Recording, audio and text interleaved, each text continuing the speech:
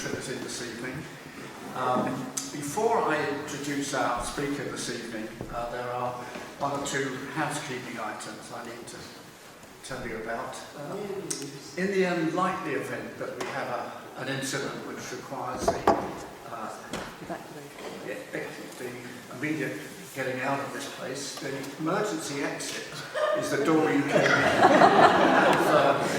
In line with the stewardesses on airlines, most of you will find your emergency exit behind you, but for those at the front, there is a second emergency exit to the left of me through the choir vestry.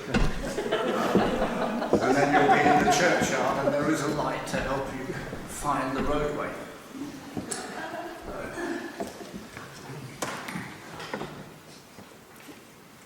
Oh yes. Unfortunately, Holy Trinity does not have toilet facilities, or as our North American cousins call them, washroom facilities. We have a plan, but it's still in the planning process. But our friends at the village hall have made arrangements for us to access their toilet facilities. People who don't know where the village hall is, if you exit by the roadway, it's to the left, due west of us. And lastly, we intend to video this evening's presentation. So I kindly ask you, if you've got mobile phones with you, could you either turn them off or switch them to silent mode. Now, I'm going to introduce you now to Simon Coxall, who is an archaeologist with considerable experience in investigating Roman and medieval sites, and has also undertaken research in the First World War battlefield of the Somme. We first met Simon in March 24, when he came round and said he'd like to undertake a geophysical survey of our churchyard and our neighbour's field next door, which is called College Field. He was aware that there was originally a collegiate church on this site, and following his geophysical survey, he undertook what I describe as an archaeological dig, and he said, no, it's an excavation.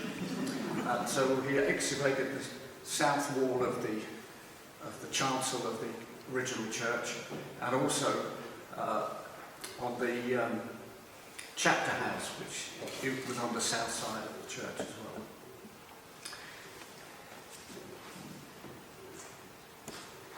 It's a good job I've got notes here, because with age, memory tends to fade.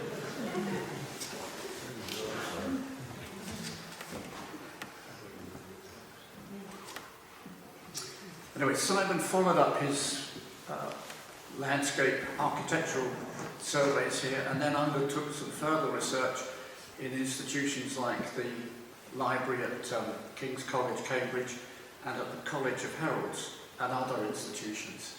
And it's that research work, both, if you like, desk-based and practical research, that forms the basis of Simon's presentation to us this evening.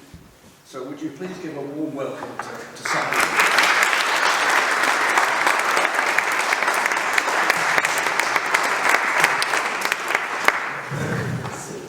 Thank you, everyone. I'm used to shouting anyway, but I've got a microphone. Hopefully everyone can hear me. Can you hear me at the back? Splendid. Great. Well, it's an absolute privilege to be able to come here this evening and talk to you about the place where a number of you live, and others presumably are familiar with. The first thing on this slide here, the title of my talk, Pleshy Collegiate Church and the College of Canons. A number of the people I'm going to be talking about, which dates back to 600-700 years from this time, would have trodden on these, not these very floors, but on this very ground that you're occupying tonight. But hopefully you'll get an insight into some of the climactic events of Pleshy. Pleshy is, to my mind, has the most beautiful historical and archaeological aerial photography that's possible to obtain in Essex, and that's the case in point. It's such a beautiful picture. I'm amazed if no one's got it on their wall at home, really. I would if I lived here. And our title I talk tonight is Murder, Monks and Mystery, which sort of gives it a bit of pizzazz, perhaps. But it's basically, we're going to look at the very beginnings of Pleshy. Why does Pleshy exist? And I'm going to do that in about 3 minutes, hopefully, and put the message across as far as that is concerned. Why is Pleshy here at all? We're then going to dive for the first half into the history, not all of the history, because there's an immense amount of history, historical story that Pleshy could tell us, but a particular selected sample, which is around about the end of the 14th century, here, around the time that this church was founded. And when I say this church, I mean the church we're standing in, which is part of the collegiate church that was founded back in 1394. It's a bit of a bloody history with some violent crime involved, but it will show you how important the people who were living in Pleshy were, the lords of Pleshy, and how they were involved very much in the national politics and international politics of the time. And then the second half is how I stumbled across Rye in March 2024, when Patrick, who's in the audience here today, invited me to do a survey at the castle, which has been done as well. And in the spare time, I thought what a good idea it would be to come and do a survey in the churchyard. And the rest of my talk follows on from that. It's it's not even partially finished actually, it's a work in progress. We're hoping to come back for a phase 3 in the spring and do some more stuff here with some of my colleagues who are down here in the front here. So without further ado, I'll make some haste. As William Shakespeare said, I'm trying to cram a lot of information into an hourglass. So some of this is going to be given at some pace. And if your brain doesn't ache, you haven't been listening really. So let's make a start with it. Let's start with the beginnings. So that's a black and white photograph from about 1950 of Pleshy. Again, and there are lots of them actually, beautiful representation. But the first point I want to make is really the little map here on the right-hand side that I'm pointing at. That red area there is Pleshy Parish, as it existed in the late 19th century. And the blue lines are all the rivers that run here and hereabout. And the little red dots are all the villages surrounding, and that's Chelmsford, the big dot, and then Bloomfield, the Walthams, the Easters, and so forth, Roxwell down here. And you will notice that all those villages occupy valley bottoms. And that is the standard settlement pattern in Essex. The rivers and the meadowland that went with them was the equivalent really of our petrol stations today. They provided the fuel for the livestock and the water and sustenance for the people, so they settled there. So why on earth did they settle in Pleshy? Well, there's only one reason that Pleshy exists here at all, and it's because of the castle. The castle, the Mandervilles, very powerful Norman lords based up at Walden and Saffron Walden, decided they were going to have a huge series of parks here. They were going to build a huge castle. They were the Earls of Essex, built the castle. So it's very much an oddity. Danbury is an oddity too, because that's on top of a hill, but that's on an iron age hill for. The reason that Pleshy exists at all, this should really just be open fields here, with the odd farms here. But because the lords of Pleshy decided this was going to be Pleshy, that's why you're here. Very unusual and different from most of the settlements round and about. So that's as much as I'm going to cover in terms of the reason that Pleshy exists. Just to point out there on the map that you are all living in Pleshy within a fortified enclosure.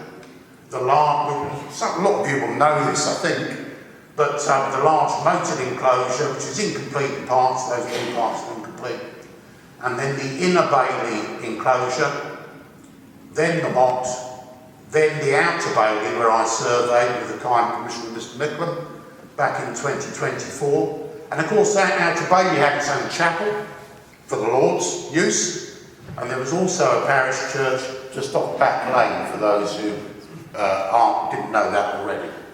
But what we're going to focus on is this area here where we're occupying tonight, which is the parish churchyard that we're standing in, and the field next door, as Ryan mentioned, the college, what's called the college field. Dispensing with the Mandevilles, the next powerful family to be here were the De Boers. Normans came over with the Conqueror, did very, very well out of that, ended up acquiring tens and almost hundreds of manors all over the country, particularly in the West Country as well as around here, and they basically succeeded inheriting from the Mandevilles the lordship of Pleshy.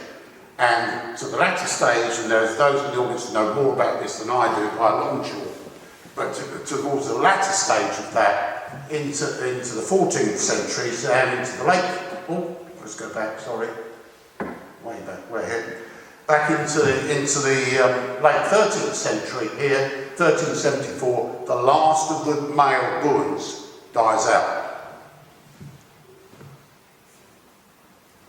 And he leaves two daughters. And just before I start speaking to them, because they're going to feature very heavily in this historic story, I just want to point out this illustration here for those who aren't aware of it.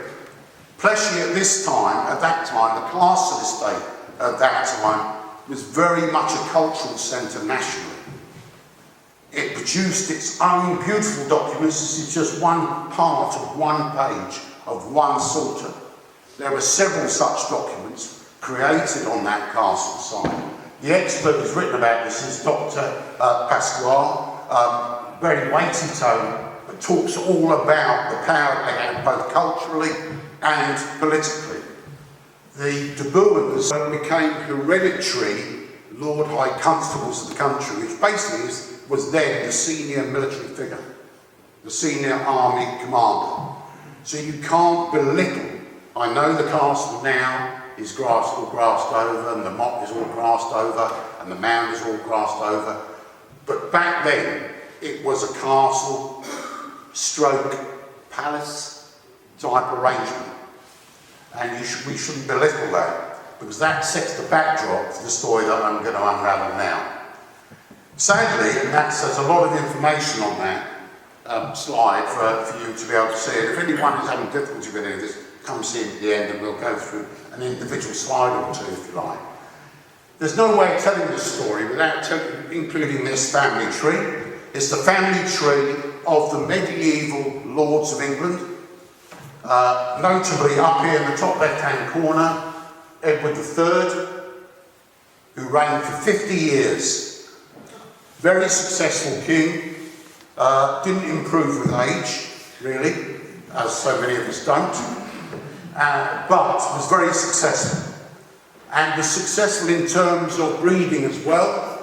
Produced, unlike most Plantagenet kings, produced a wealth of offspring, including a number of sons, a number of whom survived to adulthood, a number died in infancy, but a number survived to adulthood. And this is showing you the royal family tree in the year 1377. Okay? The four key characters we're going to be talking about in this story are those that are highlighted in yellow. So you've got Richard II, John Holland, very important character. He's with us here tonight at Pleshy, and we'll come on to how that happens to be the case. The half-brother of Richard II, the future Henry IV, and Thomas of Woodstock, who was at that time the Lord of Pleshy and resident in Pleshy Castle. Thomas of Woodstock was resident there because he'd married Eleanor, the eldest of the two young daughters that had been left over from the De Boer dynasty. And you can see the difference in age there. He was 22, she was 11 when they married, and that wasn't unusual for dynastic marriages in the medieval period. Henry, the future Henry IV, actually marries the younger sister Mary de Boer. So there's a concentration of political focus, if you like, throughout that period on Pleshy. However, in 1377, the aged King Edward III dies, and that's his tomb from Westminster Abbey, which still shows the sign of the stroke on the left side of his face. It was part of the consequences or lead up to his death. He dies having reigned for 50 years. His eldest son, Edward the Black Prince, the hero of the 100 Years' War, had predeceased him by a year, which meant that under the laws of primogeniture, which monarchy in this country followed, the crown would pass to his grandson, Richard II. That little tablet in the corner, I don't know whether people are aware of this, actually lives in the little room here in the church, and that will feature different parts of this story. Now, there was always a concern about having a young king, whether they could manage a country. This was a violent age, far more violent than the age we live in today. And this little biblical quote about, "Woe to you, O land, when your king is a child and your princes feast in the morning," would have been uppermost in society's minds. However, the actual transition, because it was the first reign had been so long and in many respects so successful, the transition was a peaceful one. So there we had a young king, Richard II, his half-brother, who's a good generation older, really, and with a circuit of uncles looking over his shoulder at the time of his coronation. And the period overall that we're talking about is termed by academics as being the long 14th century, because so much happened within it, and because it's a maelstrom in terms of the events of that century, which bleeds over into the late 1200s, all the way through into what became the Wars of the Roses in the 15th century. And it was very much a century in terms of the fortunes of England, and we're talking exclusively about England here. Our friends aren't the Scots at this time. They're a separate kingdom that causes a lot of grief at this period. But it's a century of two halves. The first half, after a dodgy start at places like Bannockburn there, where we lost the Scots, got better and better during the reign of Edward III, and was accompanied with the victories at Sluis, I never know how to pronounce that, in the Low Countries, at Cressy, where the Black Prince, the father of Richard II, won his spurs at the age of 16, and at Poitiers, where we captured the French king. And at this period, we've got the French king in custody, we have the Scottish king in custody, so everything is sweetness and light, except for the fact that it's accompanied by repeated outbreaks of the Black Death, which is responsible, we would suggest, for the death of something between a third and a half of the entire population of England at the time. So very much a mixed bag. The first outbreak of that in 1348, it then kept coming back every so many years or so. The second half of the century, however, which is what we're starting in 1377, remember? The second half, we lost the game, really, if it was a football match. It went from bad to worse. The strains of taxation, the social mobility brought about by the Black Death, gave rise to the Peasants' Revolt, in which central government completely collapsed, and a very sort of anarchic situation developed. And Pleshy wasn't immune from this.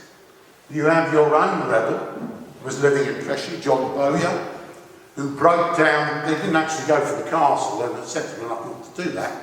But they went for Sir John Gilsborough's manor in Great Easter, broke it open, destroyed all the documents, stole what was worth stealing, and he also, later on, the same chap from Pleshy, freed the arch sort of political leader of the Great Revolt, the Peasants' Revolt, when he broke up the Bishop of London's prison at Bishop Stortford and released a chap called John Ball, who those of you who've heard a bit of this bit of history would know the identity of.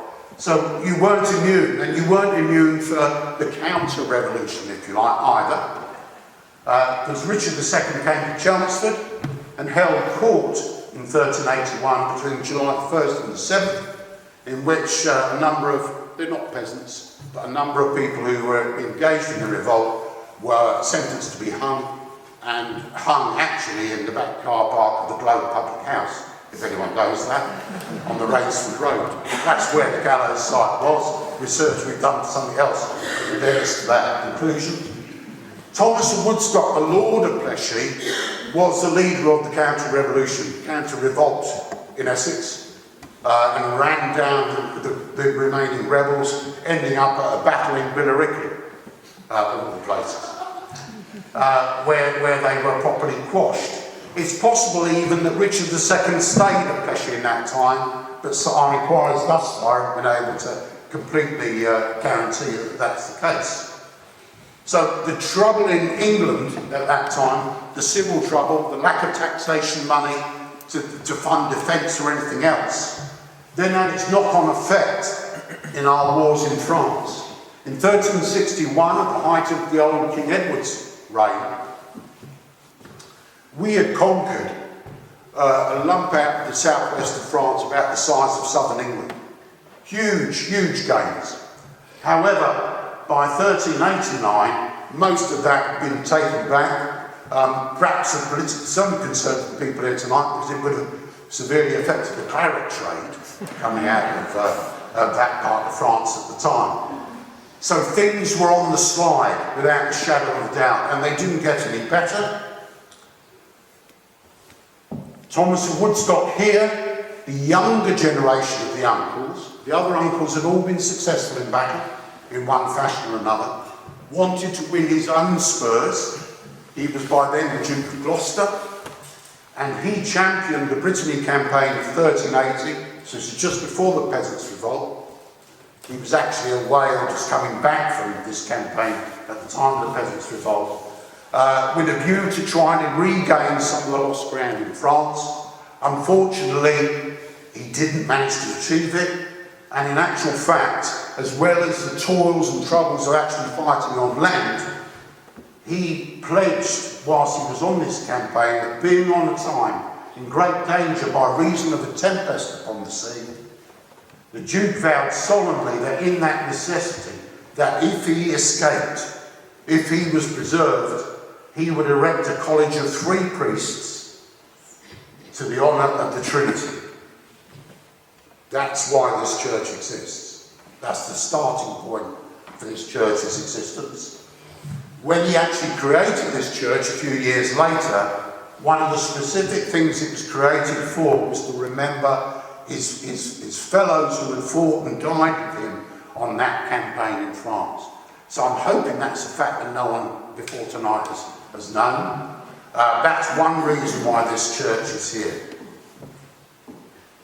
However, having failed to make much headway in Brittany, things got even worse, and we were facing at the end of the 1380s the French Armada, not the Spanish Armada, which we all know about, with Francis Drake and people making speeches at Tilbury and things like that. This is the French Armada, which was every bit as big as the Spanish Armada, and which was threatening to invade England.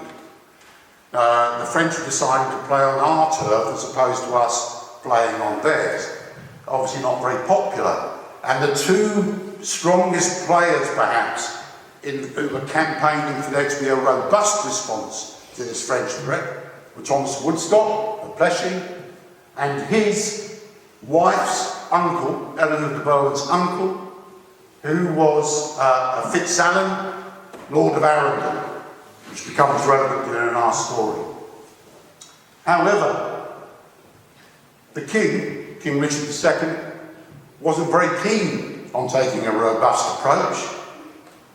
Threatened even to liaise directly with the French king, to give up Calais, of all places, to the French king, which merely made the tensions worse. And it reached a point in the late 1380s with the summoning of the merciless Parliament, in which the king's advisors, because you couldn't attack an anointed king, so instead you attacked the advisors of that anointed king. And they were accused of being people who were living in vice, deluding the said king, embracing the mammon of iniquity for themselves. That little Victorian picture of this confrontation is very, very polite. Battles were fought down in Oxfordshire on the back of this contention between the king's favourites and Thomas of Woodstock from Pleshy. And in the end, Thomas won. But he didn't do enough. This is a coup, but only almost. And it reminded me of Prigozhin a couple of years ago in Russia. If you're attacking the fountain of power, it's generally speaking not a good tactical idea not to go the whole hog. So Richard, the king, furious with his red Plantagenet hair, was compelled to sit in Parliament presiding over a trial of his friends. Ministers, household knights, lawyers, even the person who had been his tutor when he was a child, were put on trial. The sensible ones fled. Some were fortunate enough to be exiled, but a large number were executed on the say-so of Thomas of Woodstock from Pleasure, who was effectively, for a short period of time, the governor. And that's the end of a rather unpleasant historical story. We will come back to it for part 2 of that story, but I'm going to focus now just briefly on the church. So the decision made by Thomas of Woodstock was to establish this church and college of canons, which is like, in simple terms, is like a baby monastery, populated by monks who are specifically there to sing for the praise and for the redemption of lost souls of the founder. So there's a long list, because there's a book of rules about, which I'm not going to include tonight because it's long, but there's a book of rules as to what these monks were allowed to do and what their job was, effectively. There are 8 of them. There was a master and 8 monks who were practicing in the space that we're occupying tonight. And in 1393, 1394, he gets the agreement of the religious authorities that they can close the church in Pack Lane, and this part of the church that we're in will be the parish church. But that part is going to be the College of Canons. And when I say that part, I'm looking beyond these walls. He had 6 acres in which to do it, and it comes to no surprise to a landscape archaeologist that the boundaries stay the same over hundreds and hundreds of years. And these are the 6 acres. Basically, the churchyard that stands today, the college field next door to it, and the sports field, which is over there. That was the initial grant of land around here. He was going to build the church within 2 acres of that. 6, or no, it's not just a church, we'll come on to what it consisted of. He's going to build it in the churchyard and the college field, so the field which is just over there, beyond the hedge over there. That's an aerial photograph of our lovely church, the college field, taken in the winter time, and we're fortunate that in the research of the project we've been doing, we've been able to find the detail of actually what was here written down on paper. We've been able to find, which have been known about for some time actually, this seal is one of a number of seals which were operated by the College of Canons here, and I've coloured it to make it more sort of visible really. So the seal is showing you, this is Thomas, that is Eleanor, they're holding up their church, they're offering their church to the Lord God Almighty, who himself is holding the Christ Son, with the coats of arms at the bottom. That's Thomas's coat of arms, that's Eleanor's coat of arms, and the swan. And the swan is ubiquitous in everything involving Pleasure. It's the badge of Pleasure. If you had a badge of Pleasure, you should make it a swan, because it appears absolutely everywhere. They were known as Knights of the Swan. But we're fortunate enough, through the researchers at King's College, to know what buildings actually existed on this site. And I'm, again, having trouble reading that. It's a collegiate church, so a big church. There's a chapter house, which is like a little parliament building for the monks. You'll find them in places like Salisbury Cathedral and places like that. A refectory hall for the monks. Manuscript library for the monks. A dual house and strong room. 8 individual chambers for the monks. The master's lodge. The master kept a key, so no one could get in to the other 8 monks' chambers apart from the monks themselves. Women were banned. Unless they were respectable, and they could only be there for a specific purpose. If they were not respectable, they weren't allowed in. Later on, the suggestion, I'm not showing you all of this, there's 3,000 odd words in this document, is even more intriguing, really. There were 75 valuable handwritten, medieval, monk-written manuscripts, covering a whole range, health books, obviously lots of religious books. We're still in the process of translating exactly what's on that list, with the help of my friend Pen. Fundamentally, a cross of gold containing a fragment of the true cross. The cross upon which Christ had been crucified. And we may have different views about that today, but to them, that was a fragment of the true cross. Which is, there are plenty of fragments of the true cross in the medieval Christian world, but they had their own fragment of the true cross. An arm of silver in which was embedded the arm of a saint. We don't know who the saint was. And then, particularly intriguingly for our story, a saint's head wrapped in silk. We don't know who that saint was supposed to be, and presumably the monks who were here in 1528 didn't know who that saint was supposed to be either. And lots of swannies of gold, more swannies, some more swannies again, and gifts from Anne, the Duchess of Buckingham, which was promising in terms of what we're thinking about the chapel built for the Dukes of Buckingham. As I say, 3,000 odd words, 64 references to gold, 23 references to gilt, 36 references to silver. So a very, very wealthy establishment, fitting to the youngest son of King Edward III and his family. They also catered for their tummy needs, great spits, lesser spits, spits for birds, mashing pans, for the brewing, for the cooking of their daily diet. They were quite well off, the monks. Their daily allowance was equivalent to 5 days' wage for skilled tradesmen, and the master of the college was paid even more. We're still in the process of translating that document. There's a little reference to the saint's head in silk.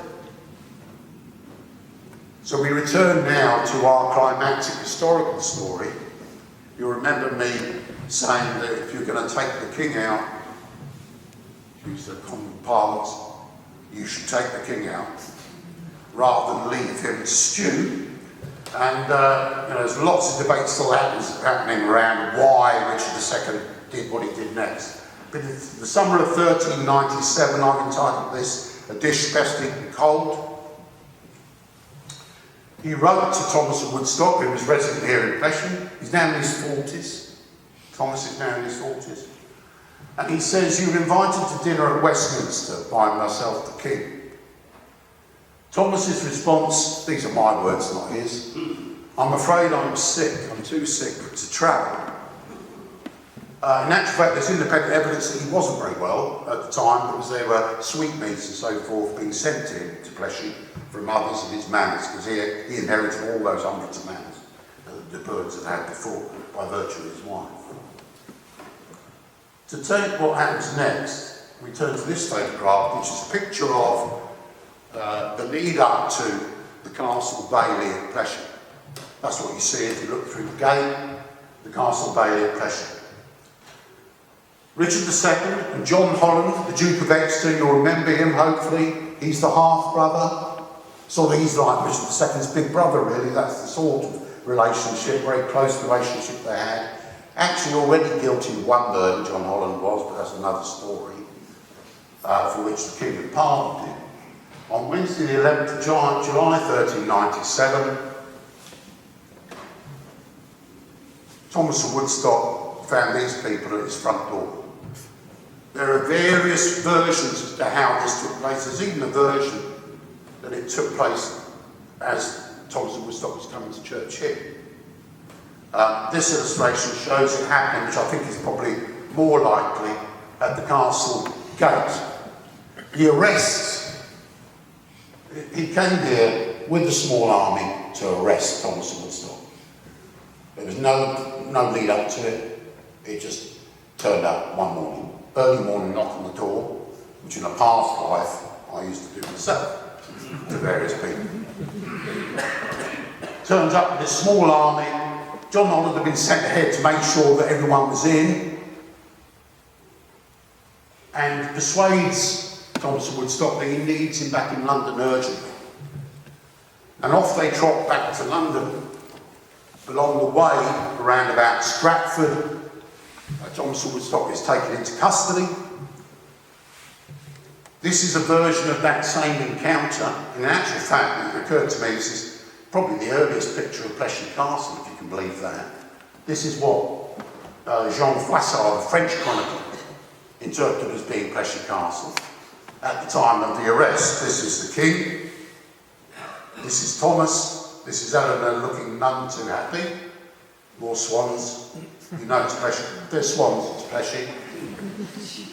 That's his version, far more polite, if you like, than mine, of the arrest.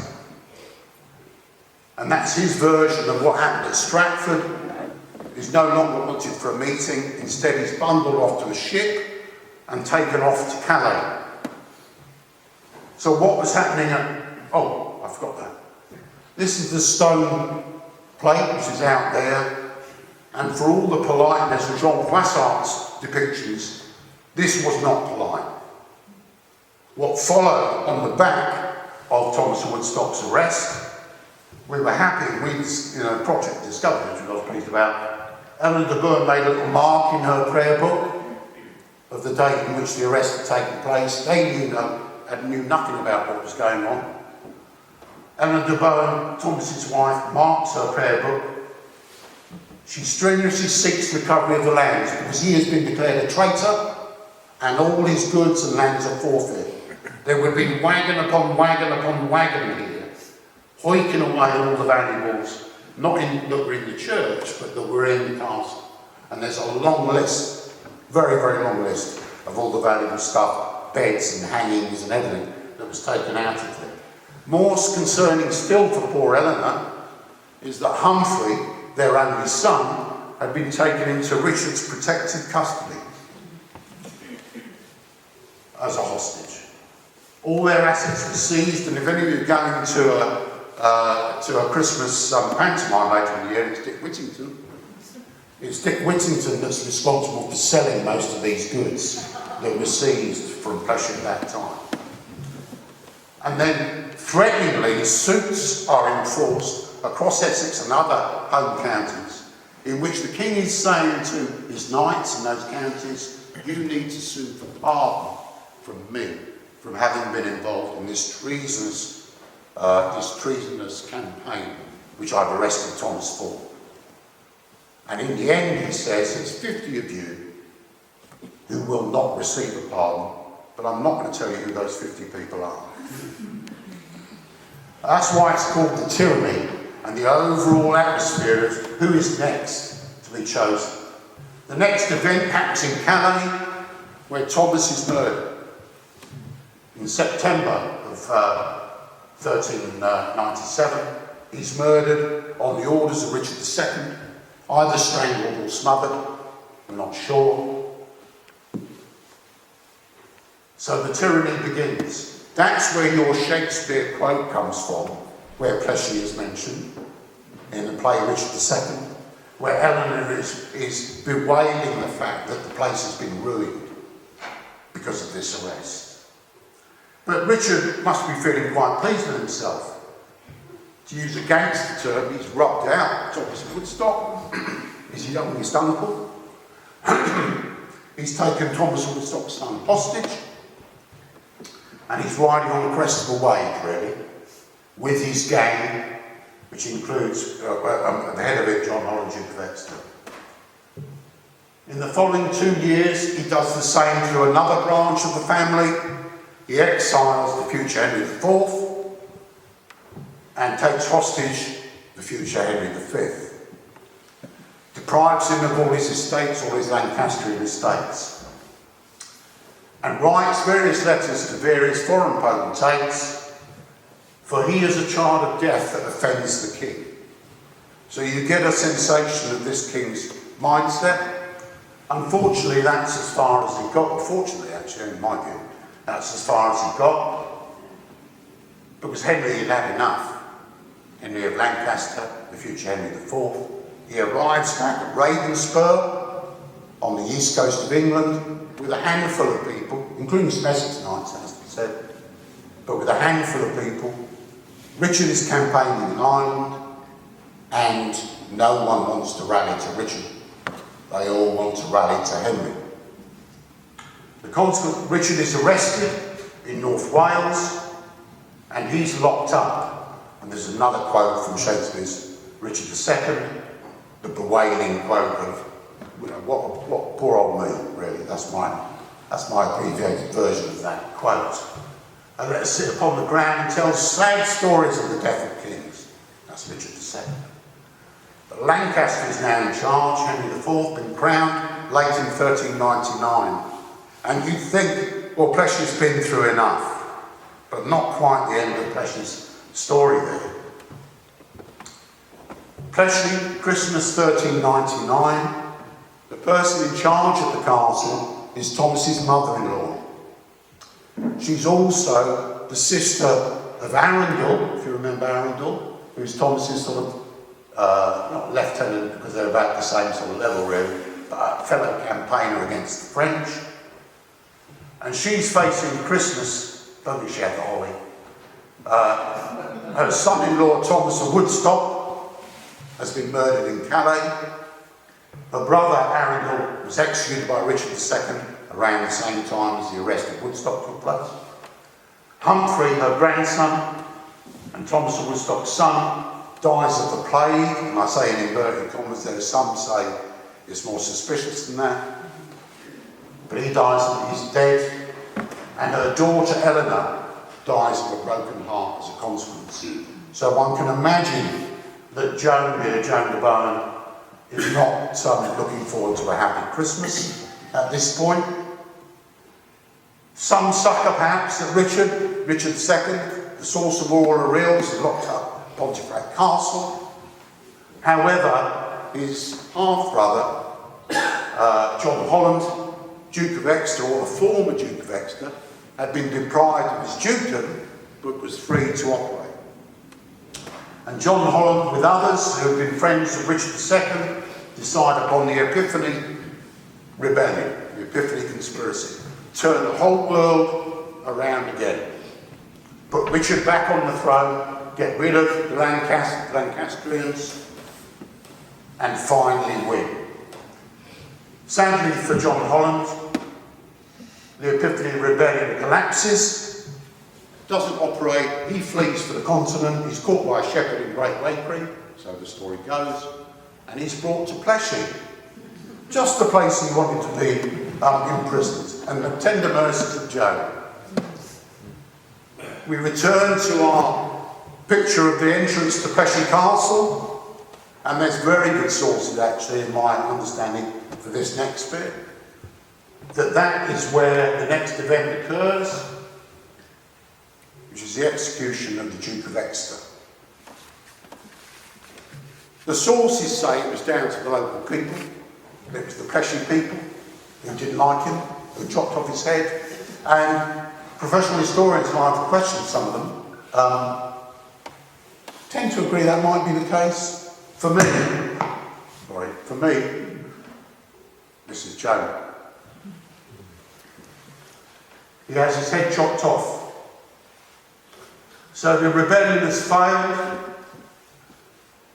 Holland is no more. His headless body is buried here, in Holy Trinity Church, Collegiate Church in Pleshey. His head is put on a spike on London Bridge, which is what you do with traitors at that time. And as the cartoon says, Plan A didn't work.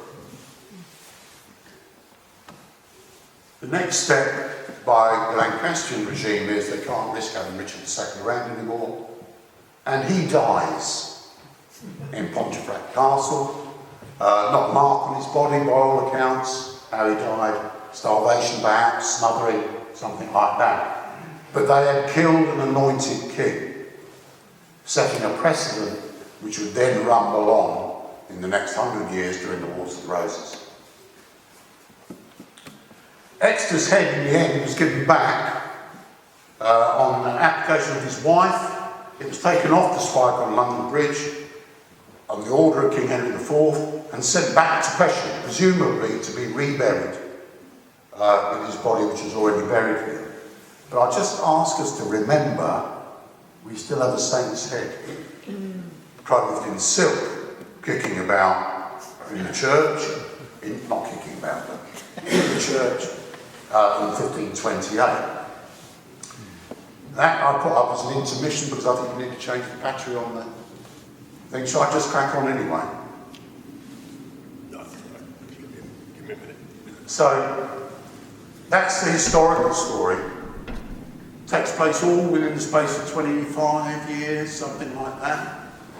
Happened here, happened over there. Next time you're walking the dog, look through the gate, that's where those events happened. So a wonderful little opportunity for archaeologists to come along and mess about. It gives you a lower reading, and you can therefore try and identify where ditches and walls and pits and things like that are.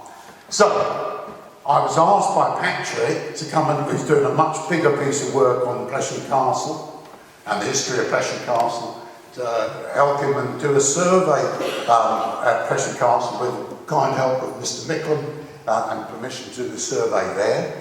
And the first picture you see here is the result of that survey, just to give you an idea of how the machine works. So there's the castle, that's a little to scale drawing of our church where we are tonight, in the corner there. And as I said before, this is sort of quasi-castle or palace type affair, and the survey shows that, which again you're quite a distance away from that. But it's basically showing you lots of white lines, which are the wall foundations of the buildings, large halls and other associated buildings, chapel and the gatehouse and so forth that's inside the castle, now lying under the grass, but it's all still there. I've labelled some of that. In particular, I want to point out these four little round dots. That's the gatehouse to the castle, as you see, immediately opposite what is the entrance to the Outer Bailey today. So that's what we were doing then. And it was while I was doing that, because we surveyed the little team, our little team surveyed other church places as well, very successfully. And I popped across one morning, saw Ryan, and said, let's have a go if it's okay with your churchyard. So we did that, and that's the next slide. So there's our aerial photograph, and thanks here to obviously Rye and the church wardens and the parish council, PCC rather, to Mr. Peter Horsnell, because we also did the college field, and to Historic England, who have to give us a licence to do that field. But this is the survey we did here. And hopefully you can see on that all these white lines. That's the church we're sitting in here at the moment. All these white lines all around this estate. I'm going to zoom into it in a minute. So we'll just put some of my drawings on there. And we'll zoom in. So that's what this survey produced.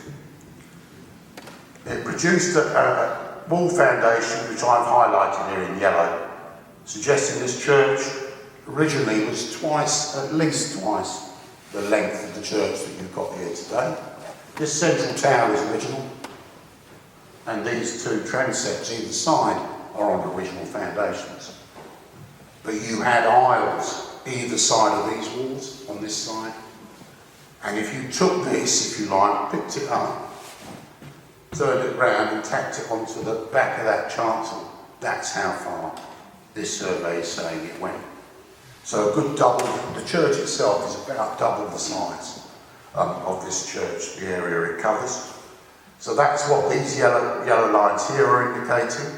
It then showed this rectangular building here in orange, which we have interpreted at this stage as being the Duke of Buckingham's chapel, the bit that was built on later, after 1460. Then this huge chunk of stuff here, which is just beyond those walls there, out there, there's an iron railing surrounding a few tombs there. and it surrounds those tombs. It's about 12 metres by about 10 metres, so it's quite a sizable building, producing very, very strong responses. Then weaker responses connecting across what is now a hedge into the college field, and this big square indication here is the monks' quarters, basically. A mixture of all those aspects we had on that list, if you like, the monks' quarters. This is the classic place for a chapter house to be, and that's how our working interpretation is, that was a chapter house. So when you do geophysics, you're not always as lucky as this. We have the lucky opportunity of proving it by putting in a few selected, brilliantly targeted, I like to say that on account of my colleagues who are here, trenches, which are TR 1, 2, 3 and 4, you can see there. And we're going to look at those now. Oh, before I do that, let's flip to this. So this is the written floor plan of this church we're sitting in. So everything in grey is the existing church. All the other lines are what it used to be. So it's about 3 times the area of this church occupies today was originally the collegiate church here. And there's a nice, neat parallel to this, which I know some people here have visited, down in Arundel. Remember Arundel, the Lieutenant Thomas Woodstock? He built a similar affair about 20 years before Thomas Woods had this built. And it actually has a very similar footprint. Central tower, much longer, if you like, eastern nave stroke chancel than this end. And this building here, which is, I didn't look up to see what it was used for, but that's sitting on the foundations of this church's chapter house, without showing it out. And probably he nicked the plans, or borrowed the plans off his mate, I should think. So we go to the trenches. So this is trench 1. These are all sort of keyhole trenches, small trenches, targeted to explore specifically what we want to explore. Very dodgy digging on the graveyard, because the object of the exercise is to disturb no graves, as much as you possibly can. So you can see here, these are the foundations that were exposed. They're not very deep underneath the grass. For that corner, what is effectively the southeast corner of the church, not very far underneath the grass. You get a better view actually on the next slide, I think. Let's skip that one. So that's it viewed. So you're looking at the east end of the church as it exists today there. And these are the walls. One east wall going that way. I think the next thing will make it clearer. Yeah. So this is the original east wall. It's about 14 yards beyond the end of that chancel. Huge, huge building. When you'd expect the youngest son of Edward III. Then you've got, this is a buttress, and this wall which is proceeding up, and as you can see it's not joining with the chancel wall here, it's proceeding up beyond it. And then to the left of that, this has all been robbed out where that red line is. It's all been quarried out. We dug deep into it, beside it, and it went down for 1 metre and was keeping going. So it's a very weight-bearing foundation. So, you know, it sort of gives you a clue as to how high the superstructure would have been above it. But it's basically, for some reason or other, the south aisle, which would have been along here, has been robbed entirely away. All this is robbed away. So it gave us our starter for 10, if you like, that the geophysics signals are showing us a faithful representation of what lies underneath the ground. We go next to the trench 2. So this is this really strong signal here for the chapter house. And there the walls are even bigger. Again, a very thin, it's only 1 metre wide, trench. I think it's 1 metre wide. Trench going across it, but the wall foundations are 1.78 metres. About that sort of width. Easily 2-storey, sufficient to bear 2 stories of walls on top of it. So chapter houses elsewhere are very fancy buildings. What this amounted to, obviously we've just got the foundations, but again, we dug down a metre and they're still going. We didn't get to the bottom of them. We have restrictions on how far we can dig down. And interestingly, it gave us an inside and outside world. So this is outside the chapter house, pointing towards the gate in the corner of the churchyard. This is the chapter house wall, which is stepped, so there's a step there, and then up onto this level here, all the way across there. Then there's a slot here, which is a beam slot. So that's put there so they can then erect, I'm going to call it wainscoting, it isn't wainscoting, but can erect panelled walls to the inside of the chapter house. So it's got wooden walls, possibly in tapestry, but wooden walls on the inside of the chapter house. Then you've got this, which is so you're now inside the chapter house, a mortar floor, and then cut through the mortar floor, we recovered half of the grave, effectively. Not the rest of the grave is carrying on under here and under there, but this is a grave, you can tell it because it's nice brown dirt compared to the white mortared floor, which is undoubtedly a grave of one of the canons. Because it's the same at Salisbury. If you go to Salisbury or somewhere like that where they have a chapter house, it's common practice for the actual monks to be buried inside the chapter house. So that was very pleasing too. And we can start joining it together there on the ground. And we know that there's some form of connection. We know there's a door here, because the geophysics is suggesting us there's a door into the chapter house at that point. Presumably there was a door here as well, because bearing in mind the church is longer, it's going all the way over there. Hopefully we may get to explore that. And there was undoubtedly a connection this way across the hedge with the canons' quarters in the opposite field. We did two other trenches. I'm not going to look at trench 3, which was full of brick rubble and wall, but full of lots and lots of poor old Andrew and Jeremy over it. Dug through loads of, I watched them dig through loads of brick rubble. But we're going to look at trench 4, remarkably close to the grass. Just under the grass, we managed to hit the corner of both the Duke of Buckingham's chapel and what is the northeast corner of the original collegiate church. So the next picture will make it clearer. So that's the foundation of the north aisle of the collegiate church. This is the east wall of the collegiate church. That's a 20th century pipe that was driven through it at some point in the 20th century. And this brick is the brick foundation of the Duke of Buckingham's chapel. And when we're talking brick, in 1460, it is the up-and-coming, most fashionable brick. Now we all build in brick, but then it was the most fashionable building material to use, so it's not unusual in the 1400s to find exquisite buildings, Layer Marney Tower, as an example, in this county, completely built of brick. The next picture gives you a clearer idea. That's Jerry standing there. So he's standing just outside this transept over here, and that line is lining up the wall in this trench, the wall in trench 3, with where Jerry is standing. And you can then figure out that this wall is going to carry all the way over there, encompassing the north aisle, very thin north aisle, but a north aisle nevertheless, and then the chancel on this side. Again, this is the east wall, and you can work out that the Duke of Buckingham's, this is a combination of geophysics, that orange line. The Duke of Buckingham's chapel is moving all the way over here to a yew tree, which I think is in that corner, and then moving up and back across. In actual fact, we think it adopts the north aisle. We think he's powerful enough, he's the patron of the church, he can do what he likes, and as can his widow.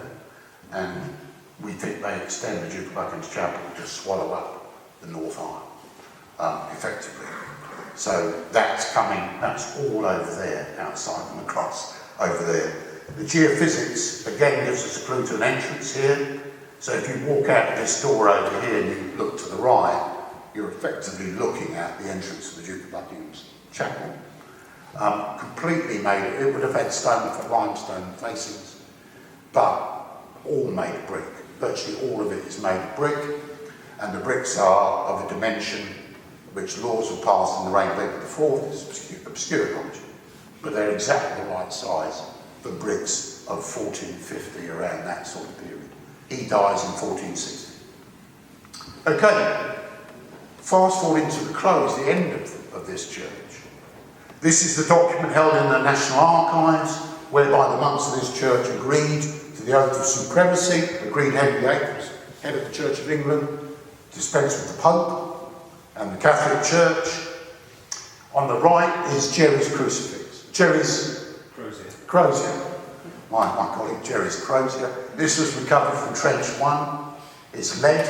It's got a socketed end, which is why one's drawn in this sort of pole, because it's sticking out the socketed end. And it's floriated. It's not crozier. It's probably funereal from a reasonably grand funereal tomb. But various other bits have been found, 3 coins have been found, and the reason these are up here is, classically, this place was demolished, according to the history books, in as much as they mention it at all, around 1536. It is Henry VIII dissolving the monasteries, and it being a free-for-all in terms of destroying these buildings and doing away, making good of their materials. That's classically the case. However, 3 coins were recovered in our excavations, and the earliest that any of those coins could have got there is 1560 odd. These are all tokens, they're all from Nuremberg, the work of the Crowdington family of Nuremberg, identified up for us by the Fitzwilliam Museum. So there is still demolition happening here, long after Henry VIII, at that end of the church. There's no modern demolition happening, there's no modern quarrying happening, there's no pipe stems, there's no modern pottery or Victorian pottery. It appears left alone. It also appears left alone by the grave diggers, interestingly, inasmuch as we would expect to find at least fragmentary human skeletons, because it's a graveyard. But it appears that generation after generation of grave diggers since the 1530s have known better than to try and dig graves where these foundations exist. We also found, this is the monk's grave, if you remember, in the chapter house, and one of our skilled excavators happened across this little coin, which was halfway down the monk's grave there. We didn't excavate or didn't remove the monk, we didn't even dig to the bottom of his grave, in actual fact, because there's no evidential reason to disturb him in that respect. But the coin is of interest. How Dr. Keller Fitzwilliam ever identified this coin, I don't know, but he did. It's a coin of Philip the Good or Charles the Bold, French coin, dating to the middle of the 15th century, so whilst the college is still in being. We also recovered this piece of pot, which has gold or other precious material glued to its interior. We've tried to raise the funds to have this properly analysed, but basically our working interpretation of this is they are still producing the manuscripts here, and this is a mixing pot, basically, for the purposes of the monks doing that. We also found this, Andrew over there found this in Trench 3, which is Duke of Buckingham's chapel, and it's the pommel of a knife, of a dagger, which would fit on a brass. So you have people laid out in knightly costume in brass on their tombs.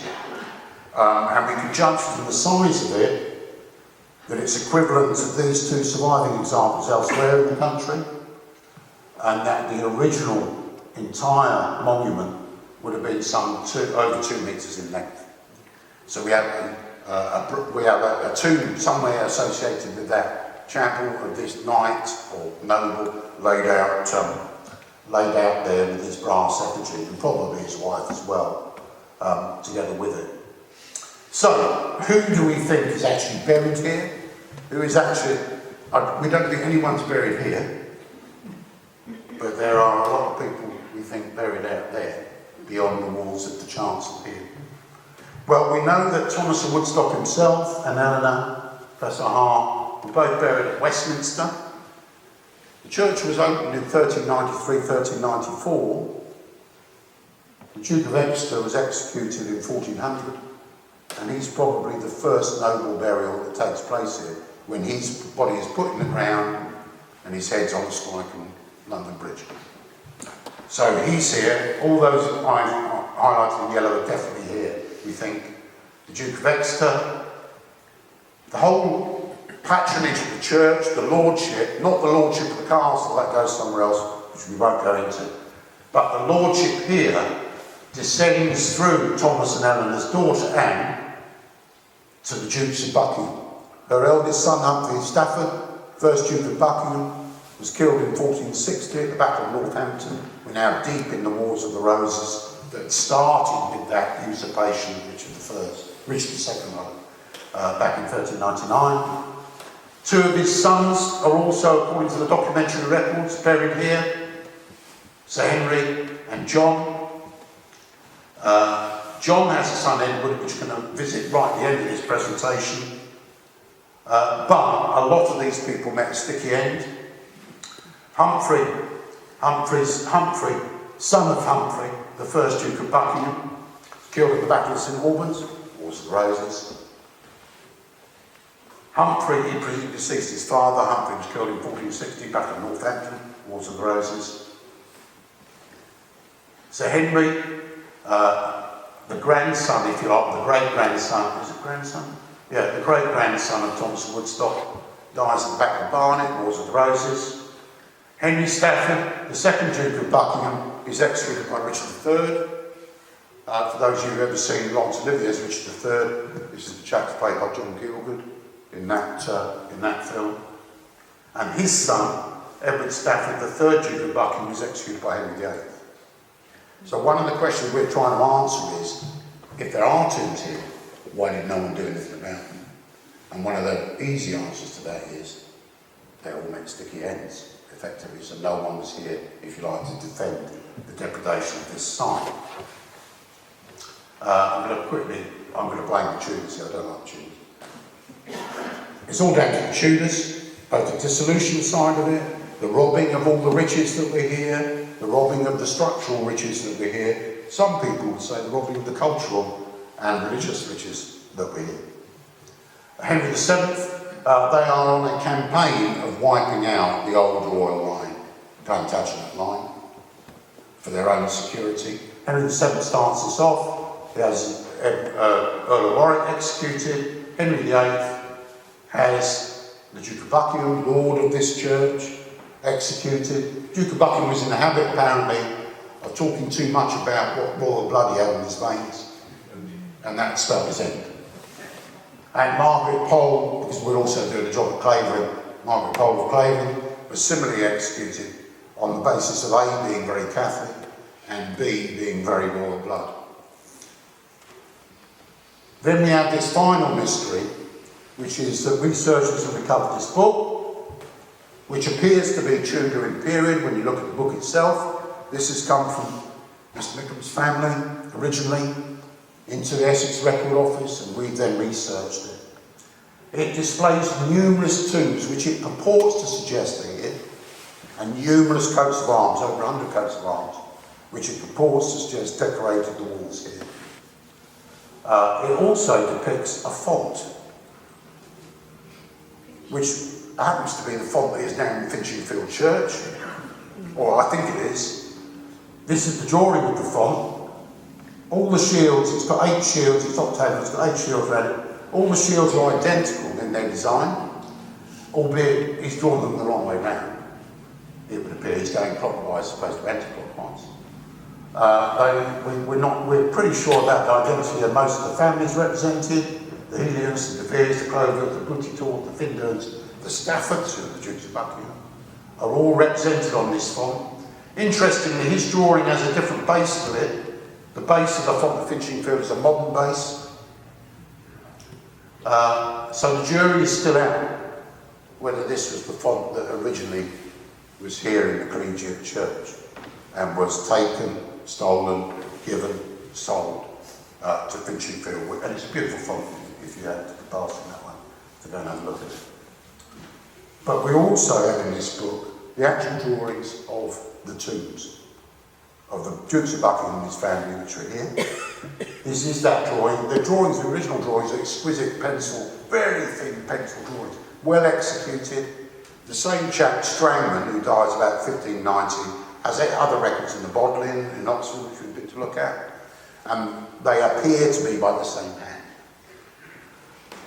And we can colour these in. So this evidence is suggesting that somewhere beyond those walls over there once stood this tomb of the Duke of Buckingham from 1460, pictured, I think, with his wife and one of his daughters. All the heraldry is correct. There's been a lot of research at the College of Arms. All the heraldry is correct, and pleasingly, particularly to me, who is by nature cynical, is the fact there's a blank sheet. And I'm asking myself, is this some sort of Tudor flight fancy? Why would you have a blank? You just fill in that shield with another coat of arms of some form or other. He's supposed to be buried here. His will says, bury me here. This document is 50. We know that thing isn't demolished properly until the late 1500s. This document is dated the late 1500s as far as we can tell. So we're beginning to think this is a credible representation of the tomb that he had out there in the churchyard once it was part of his chapel. And these are his children, and similarly we can colour these in. This is Sir Henry Stafford's tomb. And again, the heraldry is spot on. That's his wife, who was the mother of had earlier been the mother of Henry VII. This is his advisor's coat of arms, Reginald Bray. So if this is a false document in that respect, the person who's executed it has really done their homework on what they should put on it in terms of the drawings. I'm still a bit cynical, but... And then this one as well, isn't finally actually, this one as well. This is another of his sons, John Stafford, 1st Earl of Wiltshire. And again, the heraldry is entirely correct with that. And you notice in all of these, you've got the swans again. The swans are here. They love holding on to that swan badge. And happily, we have a drawing of John Holland, the Duke of Exeter, the chaplain who had his head chopped off at the gates of Preston Castle. And if we colour this one in, it's entirely correct again. These are the arms that he held. They're the arms showing that he's the half-brother of the crown. These are the arms of Edward the Confessor, who was a patron saint of Richard II and a patron saint of this chap here as well. We know he was executed in 1400, but with his tomb, he can't be in the Duke of Buckingham's chapel, because that wasn't built when he was buried. He's buried 1400. The chapel, the earliest that other one could be built is 1460. But we do get some clues as to where he might be, in as much as you'd expect his feet of his effigy to be pointing to the east, so he can rise up out of the tomb at the Day of Judgment. And by virtue of his having a blank side on his right-hand side, we think that side's butting up against a wall. And if you do that sort of calculation, you can start to have a go at identifying where he is. So here we're going to do a little reconstruction. It's a very amateurish reconstruction, and some of it is a little bit speculative, of what this site would have looked like at the time of its heyday, and give what our best interpretation is of where we would find these people if they're actually out there in the churchyard.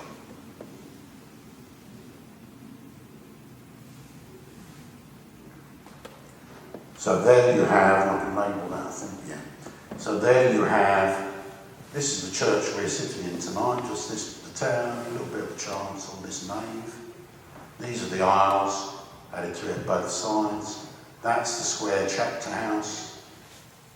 That's the Duke of Buckingham's chapel. That might not be right. It might be wider than that, because I think it's swallowed up that aisle actually. And these are the rest of the grounds. This is more speculative. We've not dug anything here. But the geophysics is suggesting this sort of arrangement.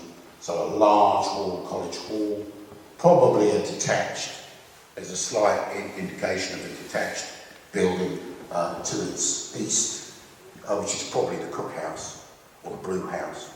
They tended not to put that with the main building because of the risk of fire. And then sundry stables. I mean, one of the things I didn't show you on the list in 1528 is they've got 3 little horses here for the master to use when he's trotting about the countryside.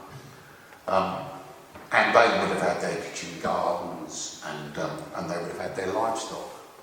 And the fields, which are now the sports field, would have been arable fields and pasture fields for their use. So that's our interpretation, and the only place you can put the Duke of Exeter, if he's got his right side facing up against the wall, is in the chancel, which is now probably about 8 yards beyond this chancel on the right-hand side. Now I turn to, he's not the last of the Staffords, this chap, the Staffords of the Duke. He's not the last of the Staffords, but he's the last really to have wielded any significant influence. Because there are other instances where the Dukes of Norfolk, Thetford, they used to be all buried in Thetford Priory. When it came to the dissolution, they moved quite a few of them. The Dukes of Norfolk moved quite, and as a consequence of that, he died as a young man, late 20s, I think. He died as a young man, but when he was buried there in a tomb, probably very similar to the Dukes of Buckingham tombs that were here, albeit it's just him on his own there. So he rests today in Lowick, Northampton. You see the shields round his side, the effigy, all very, very similar. That's what it would have looked like, we think. As to the materials that were once here, when the antiquarians came around here in the 17th and 18th centuries, one of them commented, one would have thought that these bones, and he meant the noble bones, might have protected the fabric that such a desecration as took place could not have been committed, but by the hands of Julian, who was the famous pagan Roman emperor, or the Saracens. I could have saved him the trouble because it's their responsibility as far as I'm concerned. Henry VIII and Edward VI, so we start our story with the tyrant and end our story with the tyrant, as far as I'm concerned. However, I don't think they did the demolition and depredation entirely on their own, because in 1640, a very nice chap, I've never met him obviously, but it seems to me a nice chap, Richard Simons, trotted along the road here on his horse and came and viewed the famous church that was here. He actually reports seeing these slabs, either side of us here, exactly in the position where they are today, back in 1640. But he says so much has been robbed. There's a dreadful loss. The amount of material that has been robbed from it was once a great fair church. But he also spoke to the local people here in 1640.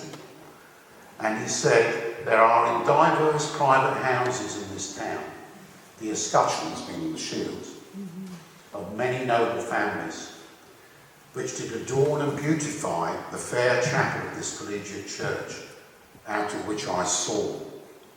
And he then depicts a shield, which is the Bowen and Stafford shield. Frustratingly, it's not drawn in that book. Perhaps he never saw it because it wasn't here. It had already been pilfered. So one of the last comments I wanted to make was, if anyone is breaking through the area cupboard back home or anything like that, the dark recesses of the understair cupboard, and you find a coat of arms, please let me know you found a coat of arms. And that's the end of my presentation, except to say thanks to all the people without whom this would not have been possible. Thank you.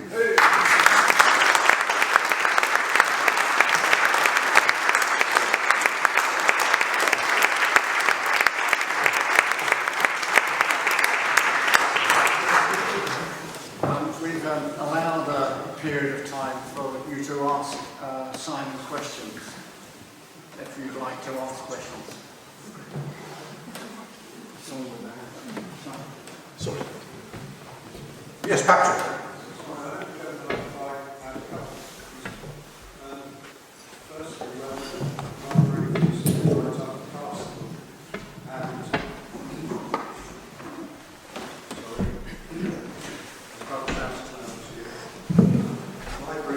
Right up the castle, and I'm very pleased the church was very much the collegiate church was very much a side one. So I'm really pleased that Simon took the initiative to come along and do his geophysical survey and then excavation with help from people here. And I think the research he's done, as well as the field work, has been absolutely outstanding.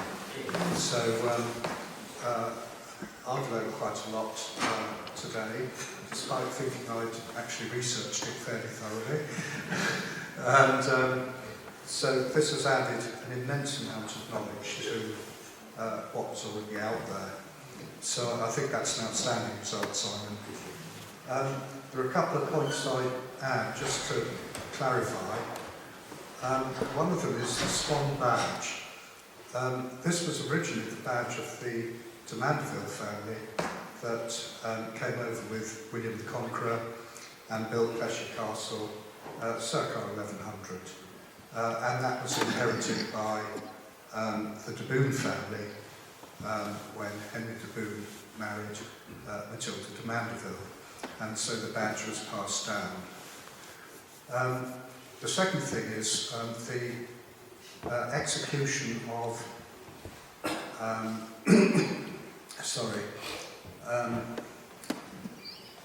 Holland, John Holland, was it? John Holland, Duke of Exeter, at Pleshey Castle.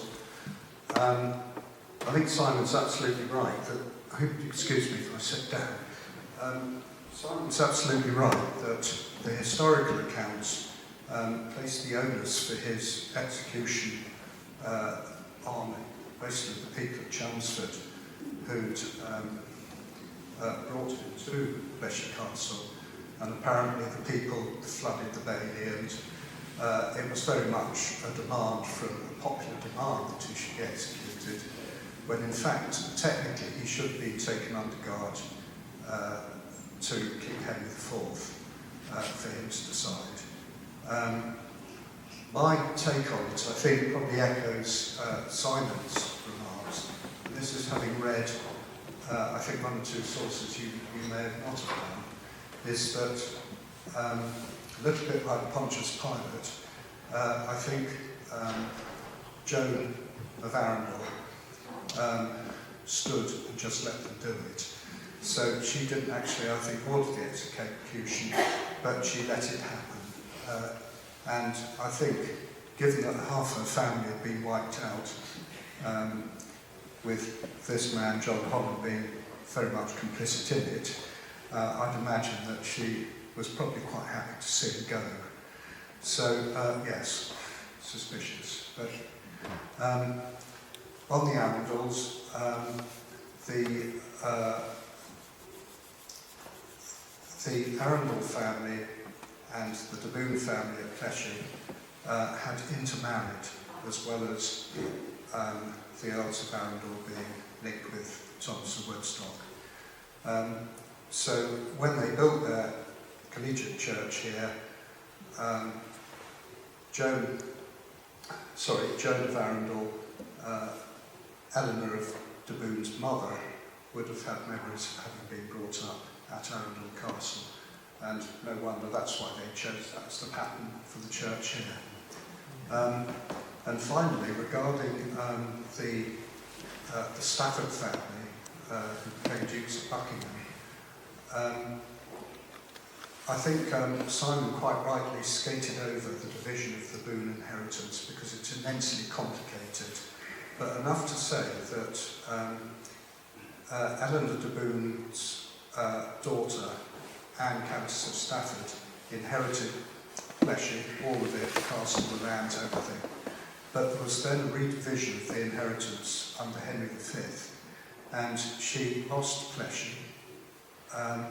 But as compensation, she was given the manor of Writtle.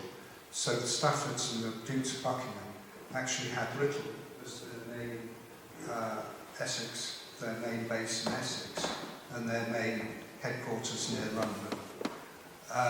And this is why, despite not being at Pleshey Castle anymore, they retained effectively the patronage of the church. And this is why the Duke of Buckingham Church and Chapel was built on the north side of the chancel. And in fact, the first Duke of Buckingham didn't actually oversee the construction of the chapel. It was done after his death in 1460, but he left very explicit instructions in his will that it should be built. So sorry about that, and I hope that clarifies Simon's story in Catholic Promise. Thank you, Patrick.